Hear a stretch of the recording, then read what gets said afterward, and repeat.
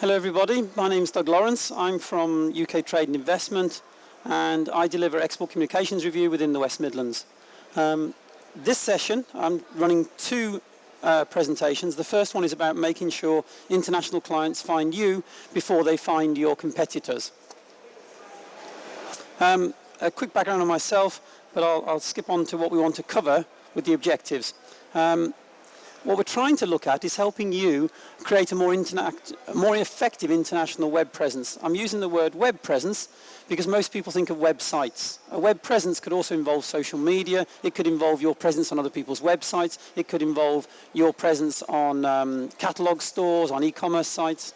And what we're trying to help you do within my part of UKTI Investment is to help you appeal to potential customers around the world. So some of the customers may already know who you are, some of the others may need to find you. And to try to find you, they might do that through search engines or directly through links that you publish or through maybe trade sites, etc. What we're trying to do as well is make sure that your presence is more visible. It's quite difficult for you to search for your website as if you're somebody else. Google and all the rest of them remember where you are, who you are, where you live, and it's quite difficult to be able to search. So we'll look at how you can search as if you are somebody who doesn't know who you are. When you have people who come to your website, what is it you're trying to do? Are you trying to convert them into a sale? Are you trying to give them more information? What sort of things are you trying to do? It may be that you're just trying to sell things online. It might be you're trying to get them to sign to a mailing list. Or it may even be that you're trying to reduce the number of support calls you have. So there are lots of things you can do with the website. You may even be using your website internationally to reduce the amount of international or non-English communication that you're going to need. So the first question I ask people is, what do you think your website looks like to those people who don't know? And what it looks like is a Google search. So a lot of people spend a lot of money on websites, and they'll design a beautiful front page, they'll get a very nice layout, they'll do all sorts of fancy things on it. But people who know who you are will know your website anyway, and if your website's good, they'll think that's great. If it's not good, they'll think, well, I'm sure you're going to make it better. People who don't know who you are, who are often the people you're trying to get to your website, do not look at your website first. They look at the way your website looks like in Google. And that really means, if I can use this for a moment. Does anybody use the site command? Has anybody seen that? You did use it before. So what it'll enable you to do is to see how your website looks like in Google. So this website, the NEC one, we can see looks pretty and it's got all the logos and the colors and the pictures. But if somebody doesn't know and they're finding the people by accident, they're going to come across what Google calls snippets, these things here. So what you want to look at is, does your website look like that for people who are going to search for you? And the way you do that, as I said, is go into Google, it is a Google command, and type the word site and then your website. It's important because sometimes, even if you translate a website, people forget to translate those snippets, and sometimes those snippets are left in English. I dealt with one customer who was spending $1 million US a year, they're an American company, and these things had not been translated at all into German. So the German website wasn't working. So when we talk about what does your website look like, it looks like that. It doesn't look like the normal way you see a website. When people come to your website, then it's a different question. So let me go back to my presentation here. So your website looks like a search result. And depending on which markets you're in, it's probably Google they're searching with. If you go to other countries, they may search with different search engines. Yandex in Russia, Baidu in China. If you look at Japan, they use Yahoo quite a lot. And depending on the age group, you might find younger Japanese people use Google and older Japanese people tend to use Yahoo because Yahoo has a more portal type interface. So which market you go for depends on which search engine you might work with and which way you present your information. So for example, if you're talking about China, yes, they use Baidu, they also use a thing called 360, and they also use a lot of online social media on their mobiles. So they use a thing called WeChat or WeSin in Chinese. Again, people don't think about the way they look like on a mobile through that sort of a platform. The deodorant test, how many of you are based in the West Midlands? None of you. And how many of you are selling online at the moment? And is it through something like Magento do you use, or you just sell directly online? And is that international or just in the UK? have you got international content, or do people just come to your website, find you and buy it? Yeah. One of the things that is a kind of open secret within UK trade and investment is that if you've got an English-speaking website, it's already international. As much as I might say to you, I'd like you to translate into German, into French, into Spanish, into Italian, people will still find you in English and still deal with you in English, which is a great advantage for us. What I would say, though, is that means those foreign customers are searching in English. They'll probably search in their own language first, in which case they might then search in English afterwards. But the idea of translating sometimes is just to get people who are not searching English first, and that works in a lot of cases, which we'll talk about later. But international content doesn't just mean translated content. International content might mean putting +44 in front of your telephone number. It might mean putting the time zone on your times when you say you're contactable, because Americans speak English of a kind, and so do Australians. So can you have a message that talks to those people that's in English? You don't have to translate to be international. Has anybody got translated content on their website or web presence? No? Does anybody monitor their traffic, their international traffic, as opposed to, say, their UK traffic? You're all using Google Analytics? That sort of thing? One of the reasons we mention that is because if you decide to internationalize your website, you might just add English to it. If you decide to translate, that will cost money. If you're spending money, you want to know, are you getting more visitors? And so therefore it's a good idea to start monitoring your international traffic to make sure you know which visitors you're getting and where they're coming from. So if you spend more on German, if you spend on German translation and you end up getting more Spanish visitors, then you should probably think about a different translation. And I know an engineering firm that did exactly that. They spent all their budget on a translation into Spanish and then started measuring their web traffic because it had cost so much, and they realized most of their visitors were German. And so that's a mistake. And you'll find translation is more expensive than you think, so you won't have a lot of budget. So monitor your traffic now, even in English, and get used to a trend so you know what you're spending your money on. How many of you have sales partners internationally that would sell on your behalf? So you'd all sell direct? Okay. I don't know if you've ever seen this, the Google guidelines. Google talks about the type of things you can do with a website. One is you can sell online, e-commerce. The other is you can generate leads. So you can say to people, come to my website, learn about us, and then contact us, and we'll try and sell you something then. So Google defines 5 different things you can do with a website. And I think most of you are probably in e-commerce, are you? Trying to sell something online. The quick wins or takeaways, so rather than me getting very complicated and telling you the sort of things you can do, are things you can do straight away. Make sure +44 on the telephone number, make sure GB in front of your VAT number, make sure UK is on the address. Even if your website is English only, think about having international content that talks to people in an international market and says, we're prepared to trade internationally, these are our terms and conditions, these are what we do, please contact us. If you're interested in sales partners worldwide, it might be mentioning something like, if you have a business plan, if you can give access to the market, if you understand our products, then we're willing to talk to you. I wouldn't necessarily just write, please talk to me, we're interested in sales partners worldwide, because you might get lots of people who apply, and most of them are not really people that you want to deal with because they don't know your market well enough, or they're not serious enough. Monitor the traffic, as I said. Talk to international clients and partners. So if you have had people that bought from you internationally, maybe send them an email or call them and say, why did you choose us? How did you find us? What could we do to sell more in your particular country? Those sort of things. And partners, you want to look at their websites or their web presence. It might be worth you adding a few translated pages. I wouldn't necessarily recommend translating the whole website. That website we looked at there, the NEC website, is 590 pages. That's a lot of pages, and it would cost a lot of money. So it might be worth you translating just a few pages so you've got some content. And that could be a description about your overall company, your products, your services, and then saying the rest of our website is in English.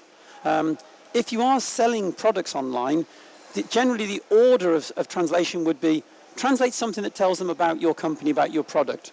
Then translate the purchase process, because that's the thing that will stop them. If they get to a button that says cancel or buy and they can't translate that, then they will stop buying. Then you might translate the product information. If you've only got a few products, you can translate everything. If you've got thousands, I dealt with one company recently, got 77,000 products. Translating that is a very expensive job. PDFs are good sometimes because if you want to translate pages of a website into French or German, no real problem. If you want to start putting them into Japanese or Hebrew or Arabic or Chinese, where there's a different flavor, a different look to the website, then perhaps a downloadable PDF might be better than Pages or easier. It can be something you can talk to your web developer about.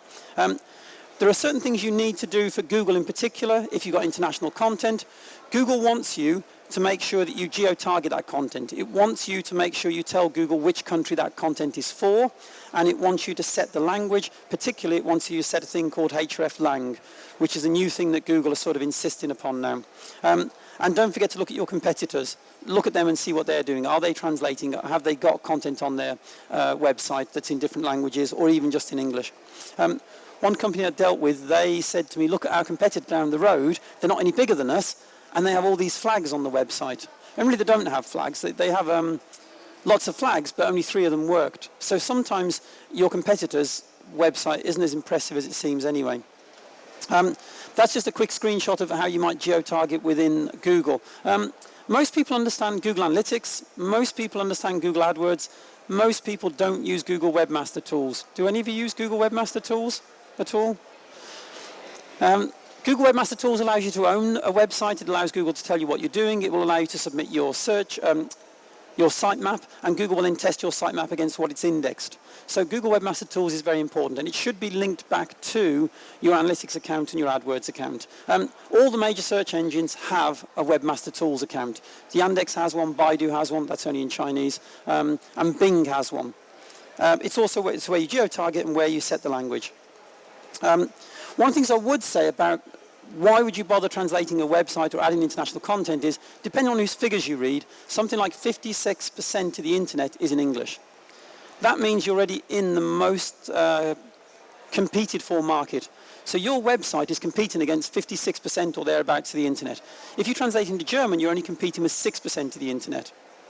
So in other words, all the effort and hard work you have to put in English, it's a lot easier in German because there are far fewer pages, there are far fewer people competing for the SEO in German. Once you start getting down to other languages like French and Chinese and the rest, it's minuscule compared to English. Think about your competitors in English. In the USA, in Canada, in South Africa, in New Zealand, in Australia, they're all using English. If you've got any major European competitors or any major global competitors, go to their website. It'll certainly be in their language and it'll probably be in English. So one of the reasons you do compete is it's easier to compete in other languages other than English. And another reason you might look at it is that you want to look at it from the point of view of saying, I know some people will speak English and they'll buy from me, either because they're native English speakers like Americans or Canadians, some Canadians, or they're people that have got some English and a mix of their own language, maybe German or another language. Then you've got people who only speak their own language. Whatever you're selling, whatever it is you're doing, the chances of you moving along to people who only speak French is unlikely. But you can deal with these people in the middle. And I've got various examples of that on a commercial side, really.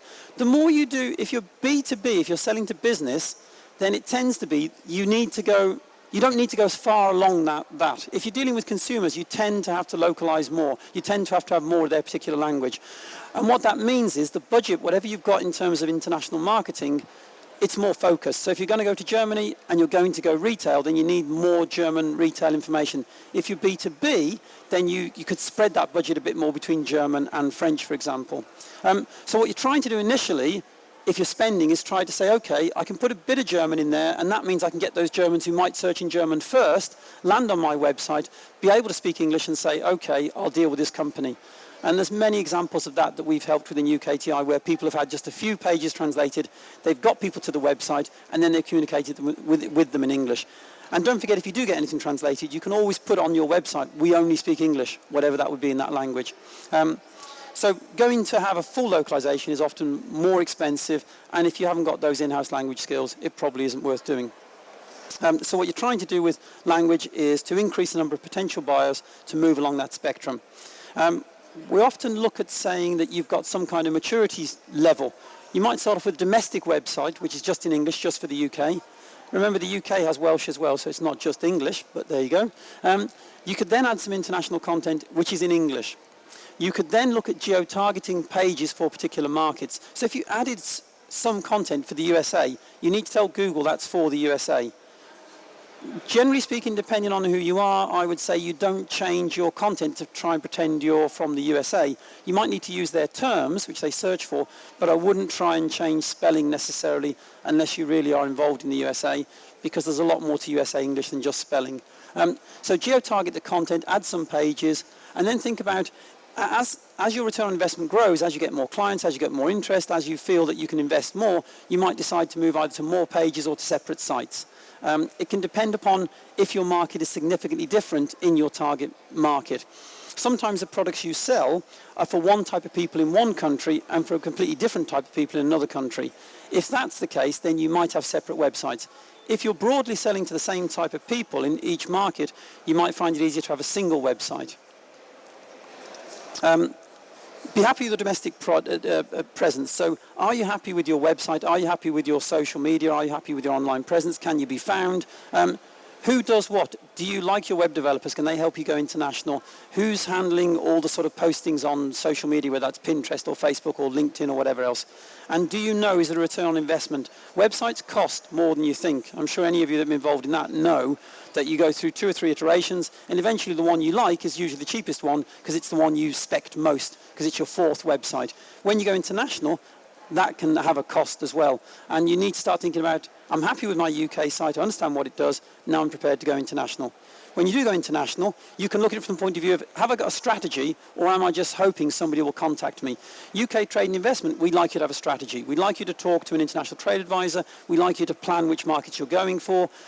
Having said that, with the web, you don't know when somebody will just contact you from whichever country, for whatever reason. So have a strategy if you can, but also be happy if you're happy to be reactive and opportunist, then understand what that means. If you've got target markets, then you can start understanding which languages you might need, which search engines you might need to support, how much investment you might need in terms of pages to translate, how they want to be contacted, how you want to contact them. There might be time zone issues, there might be language issues. So understanding which markets you're going for is useful.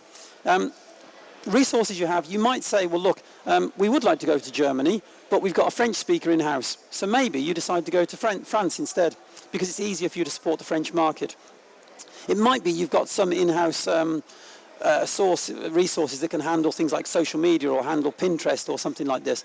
So you might find there are different things that enable you to work differently in different markets. And also, how easy is it for you to export? Within Europe, things are pretty easy. Once you start going outside of Europe, if you're exporting services or products, are there restrictions upon you?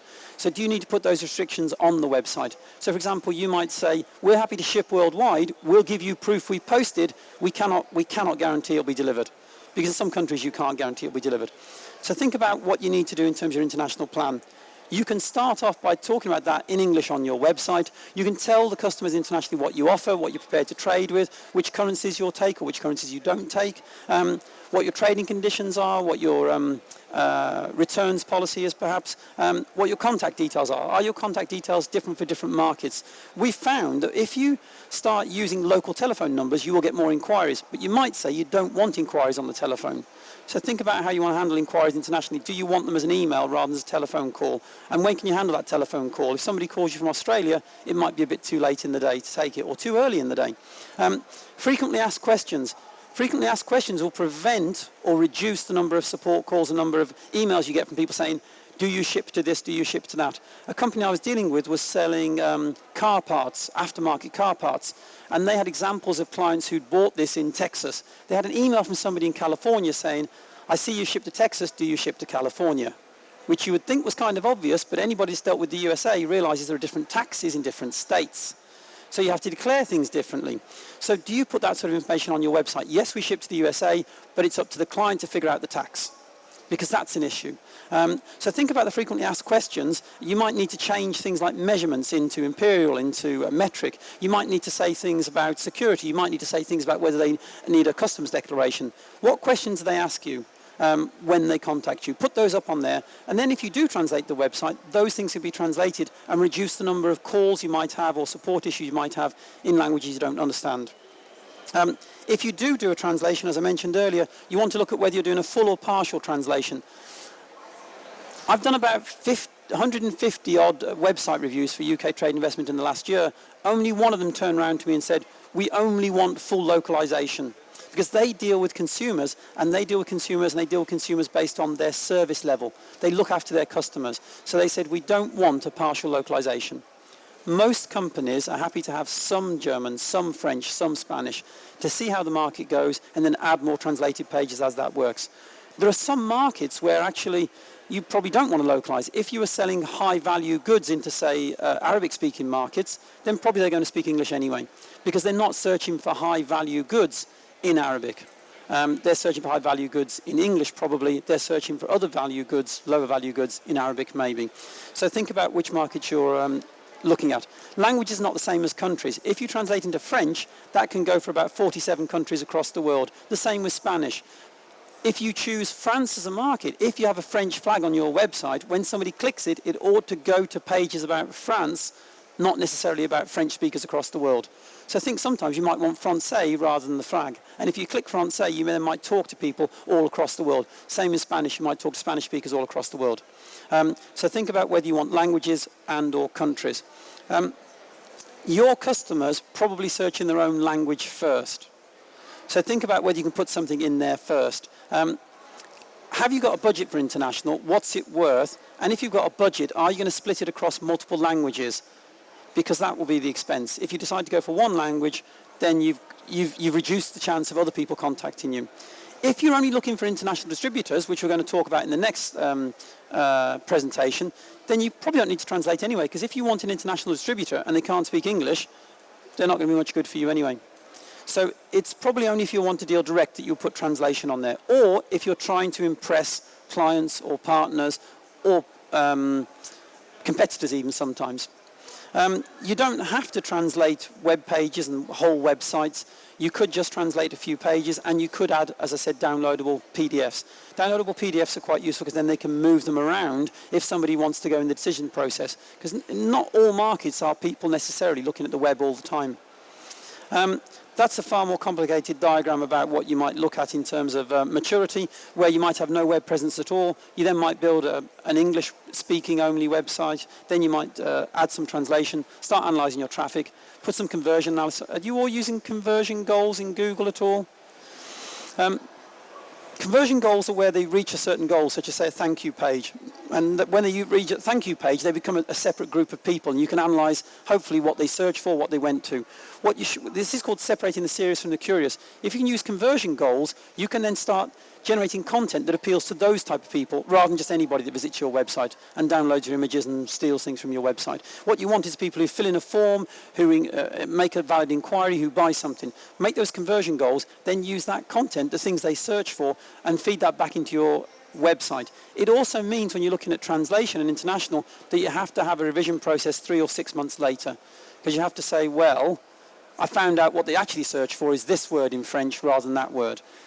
If you can do that, it's worth a huge amount of money, because there isn't much search engine optimization done in foreign languages. Well, I mean non-English languages, because there's less competition. Remember, there's 56% of the internet in English, only 6% in German. It's far easier to compete in German. So you find that a lot of the SEO takes place in English.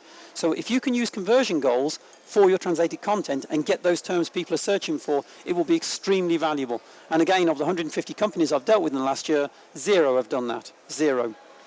So it's really worth doing. And then, of course, once you've got those conversion leads, you start putting that information into your website, and hopefully you get more and more people visiting your website, and you can focus more and more upon localization.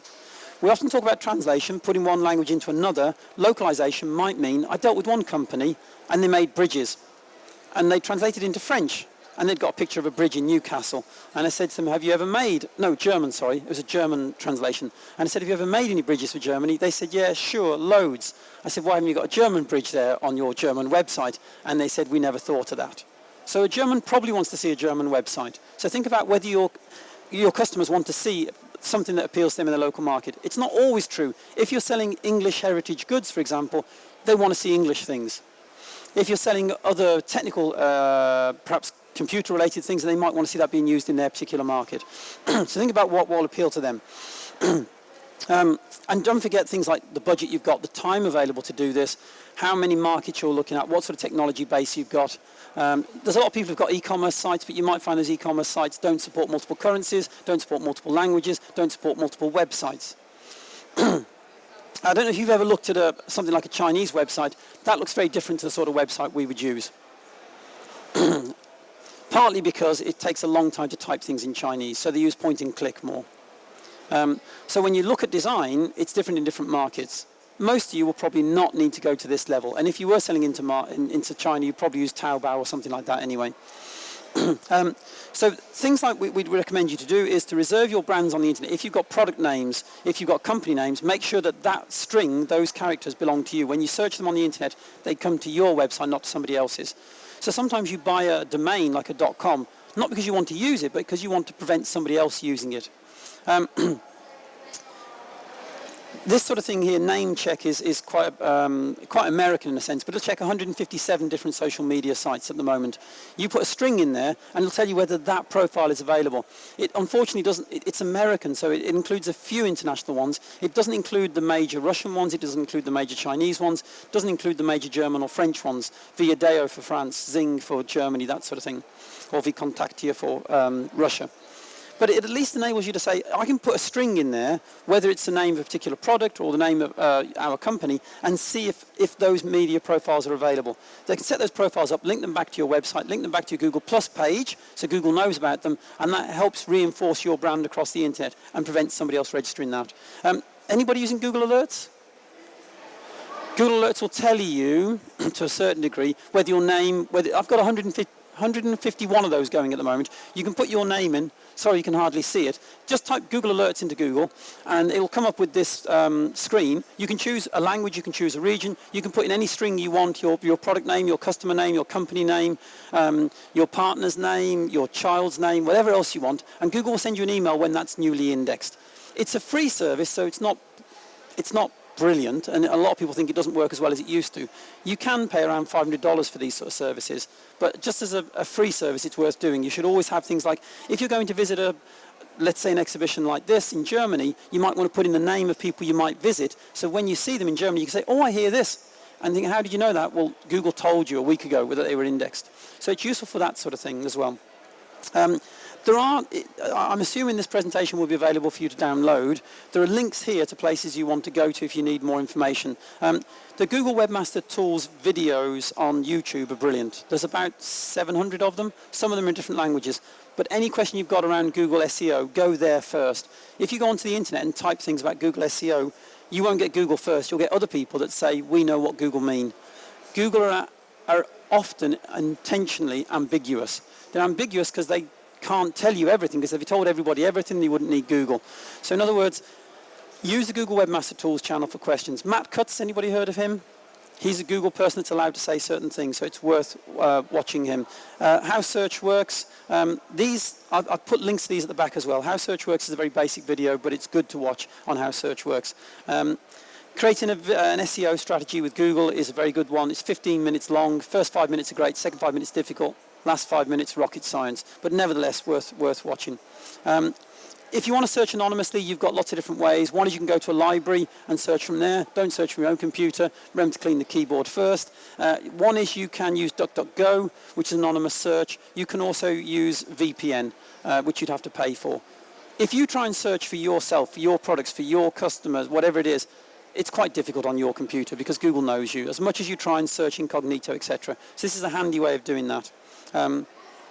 Don't forget that site command. When you translate the site command, check what that looks like in different languages. So that's the version of my Russian website, and you can see it comes up in Russian there. What you want to do is something that's 10% better than your competitors. You don't have to be perfect. It is expensive. It is difficult. You will have to do this and then go back 3 months and 6 months later and check it. So remember, you're not trying to be perfect. You're not trying to... If you translate into German, the chances of you beating a German company, the chances of you beating a British company, very, very good. Because most people do not translate their websites. Most people don't bother with international because they can get English, people speak English. So what you're trying to do is be better than your competitors. And that's far, far easier than you would think. So if you want an export communications review, which is where somebody like me comes in and sees your company, these are the sort of things we would cover. But you should probably speak to a thing called an international trade advisor if you haven't spoken to one of those already before, which is where you speak to UK Trade and Investment. These are people who were happy with what we did because we didn't think we'd tell you about the people who weren't. There are some feedback forms that the exhibitors would like you to fill in, please, or the organisers, sorry. Those are my contact details. I have got business cards, and I'm giving the next presentation, so I am here if you want to ask me questions. And those are the details for the West Midlands Chamber of Commerce, but for UKTI in the West Midlands, but there are other ones in your region as well. So unless there are any questions, those, if you get this presentation, those are the links that I said about at the back. So there's the YouTube one, Matt Cuts, how search works, and this, which is if anybody uses Google Analytics, that's a way of practicing Google Analytics without you having to use your own Google Analytics. It's really good, 6 hours long. Even if you only do the first hour, it'll still help you tremendously. And that's a really brilliant, the SEO video I talked about. So I finished, unless there are any questions. Thank you very much for listening, and have a nice day. Thanks, bye-bye.